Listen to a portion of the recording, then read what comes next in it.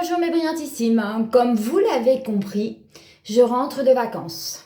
Et oui, toutes les bonnes choses ont une fin.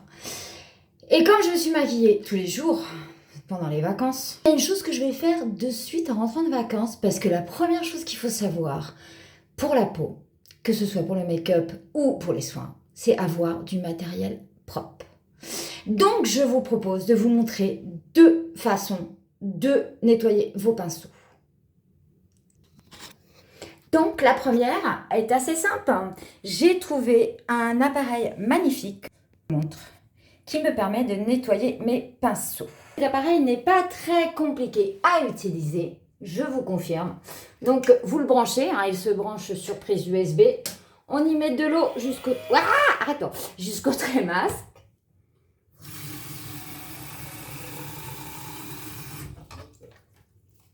Voilà, donc vous avez vu. Pour le côté hygiène, moi j'y rajoute une goutte de savon liquide. Et là, on vient y positionner ses pinceaux. Donc pour ça, on a une grille qui est très facile. Là, et on y met ses pinceaux. Voilà. Donc voilà, comme je vous ai dit, on met tous les pinceaux, on le réinstalle dessus.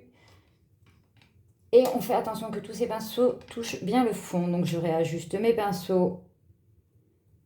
Et vous allez voir, c'est franchement trop bien. Donc je fais bien tourner au fond. Et j'ai plus qu'à démarrer mon appareil. On appuie. L'appareil se met en route, vous voyez bien. Et il va tout seul s'arrêter quand il est fini.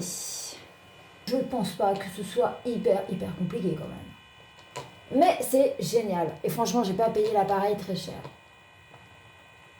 Voilà. Et la deuxième manière, c'est avec ce qu'on appelle l'huile de coude. On va travailler à la main. Donc la deuxième méthode, c'est à l'ancienne. Donc moi, j'ai acheté du savon de Marseille, tout simplement.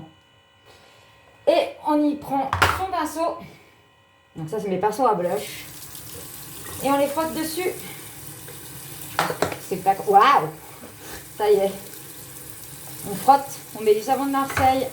Et on éteint. Vous pouvez remarquer que mon appareil tourne toujours et va s'éteindre tout seul. Donc regardez un peu tout ce que j'enlève. Et oui, une semaine sans les laver. Parce que l'idéal, c'est quand même de laver ses pinceaux à peu près une fois par semaine. Moi, je le conseille. Après, vous faites comme vous voulez. Donc, s'il y a besoin, on remet une deuxième couche. C'est pas compliqué. Alors, moi, je le fais pour les gros pinceaux parce que je préfère que ceux-là. Pour que mettre dans les petits. Du coup, tous mes petits, je peux les utiliser à la machine. Regardez, déjà, la deuxième fois, il n'y a plus de traitement, plus de matière à enlever.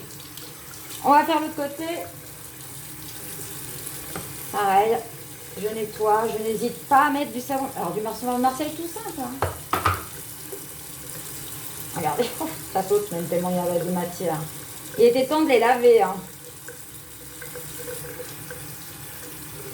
Alors petit conseil aussi que je vais vous donner quand vous faites sécher vos pinceaux, mettez-les à plat ou tête en bas, mais jamais tête en l'air pour que l'eau ne rentre pas là-dedans. Sinon, vous allez abîmer vos pinceaux.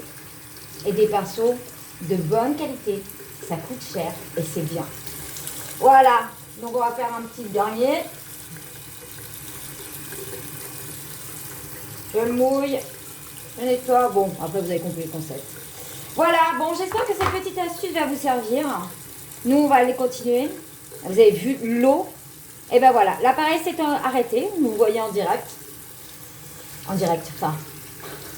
Je suis pas en direct. Vous le voyez sur la vidéo. L'appareil s'est arrêté. Regardez la couleur de l'eau. Donc là, c'est pareil. On rince.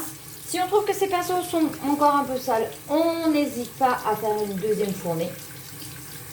Voilà. Et on met toujours à sécher tête en bas. Donc l'idéal, c'est une grille ou une passe à l'âge que vous mettez comme ça sur votre truc. Mais quoi qu'il arrive, mettez-les tête en bas. Voilà. Celui-là, il va falloir que j'en mette un coup. J'espère que cette astuce vous aura servi. Et je vous dis à bientôt mes brillantosimes pour d'autres astuces et conseils.